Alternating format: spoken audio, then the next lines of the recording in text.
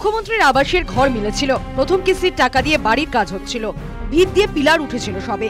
সে নির্মীয়মান বাড়ি ভাঙচুর করলো স্থানীয় তৃণমূল পঞ্চায়েত সদস্যের অনুগামীরা। কারণ পঞ্চায়েত সদস্যের দাবি মতো 20,000 টাকা কাটমানি দিতে পারেননি উপভোক্তা ভাস্কর রায়। মালদার বামুনগোলা ব্লকের হরিহর এলাকার ঘটনা। ভাস্কর রায়ের অভিযোগ, হুমকি ও পরে প্রাণনাশের হুমকিও মিলেছিল।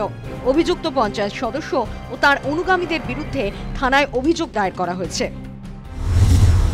রাত 10টা নাগাদ গ্রামবাসীর কয়েকজনের পরিচালনায় মানে গোটা গ্রামবাসী মিলে আমাদের যে তৈরি করেছিলাম 4টা পিলারগুলো ভেঙে দিয়েছে এবং ঢেল ইট পাটকেল মেরে আমাদের বাড়ির যে টাল ছিল, তারপরে টিনের ঘর ছিল, সেগুলোও ভেঙে দিয়েছে এবং আমাদের প্রাণে মারার জন্য তাড়া করেছিল। আমরা ভয়ে আতঙ্কে আছি এবং ভয়ে বাড়ি থেকে বেরোতে পারিনি। যখন বাড়ি থেকে বেরোতে যাচ্ছি তখন আমাদের বাঁশ দিয়ে, লাঠি দিয়ে, অনেক কিছু যন্ত্র দিয়ে আমাদের তাড়া করছিল।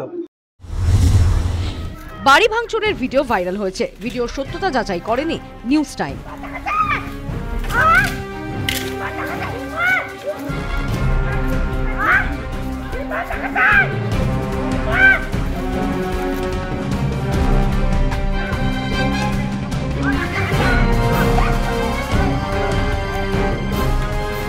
অভিযুক্ত তৃণমূল পঞ্চায়েত সদস্যের অভিযোগ ভিত্তিহীন বলে দাবি করেছেন তৃণমূল সরকার কাটমানি খাওয়ার সরকার। কটাক্ষ বামুনগোলা ব্লকের বিজেপি মণ্ডল 2 এর সভাপতির।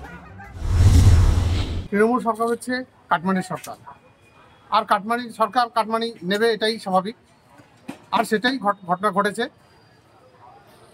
একটা 1,20,000 টাকার স্কিমে একজন মেম্বার যদি 20,000 টাকা নেয়, তাহলে কোন টাকা দিয়ে সে ঘর করবে?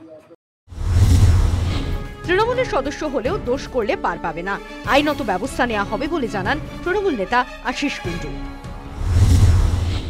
অভিযোগ যখন হয়েছে, কনসার্ন অফিসার্সরা সেই ব্লকের তদন্ত করছে।